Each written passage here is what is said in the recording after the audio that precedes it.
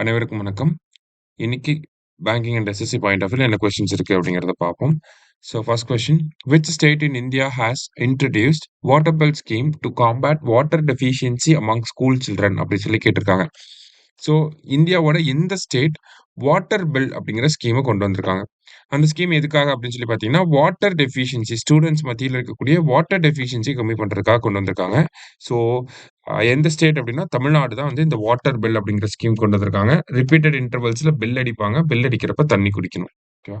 அடுத்தது, how many of the above are not a part of SAARC countries அப்படின்னு சொல்லி கேட்டிருக்காங்க. சார்க் நாடுகள்ல வராத நாடுகள் யார் அப்படின்னு சொல்லி கேட்டிருக்காங்க. சார்க்னா என்ன, நம்ம நேத்தே ஷார்ட்கட் பார்த்தோம். பிபின் மேப்ஸ் அப்படின்னு சொல்லி பார்த்துருந்தோம். ஓகேவா? இதுதான் ஷார்ட்கட். ஓகேவா? Bangladesh, Bhutan, India, Nepal, Maldives, Afghanistan, Pakistan, Sri Lanka.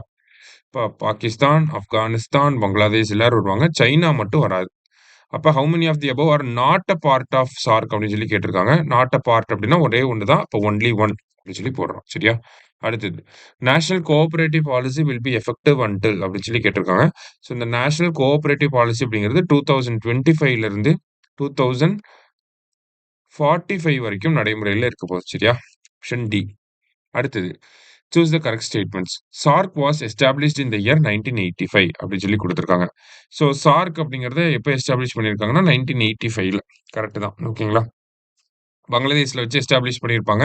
அதோட ஹெட் குவார்டர்ஸ் எங்க இருக்கு அப்படின்னா காத்மண்டுல இருக்கு. அண்ட் தென் சார்க்கோட மெம்பர்ஸ்ல வந்து பார்த்தீங்கன்னா பங்களாதேஷ், பூட்டான், இந்தியா, நேபாள் அதெல்லாமே நம்ம இப்பதான் பார்த்தோம். சைனா வந்து முக்கியமா பார்த்தீங்கன்னா சைனா, ரஷ்யா இவங்கலாம் வந்து மெம்பர்ஸா இல்ல. அதே மாதிரி சார்க்கோட ஃபுல் ஃபார்ம் கூட கேட்கலாம். South Asian association for regional cooperation அப்படிங்கிறது. சரியா? லாஸ்டா, the name of the app introduced by Indian Railways which will provide all the services of railways அப்படின்னு சொல்லி கேட்டிருக்காங்க.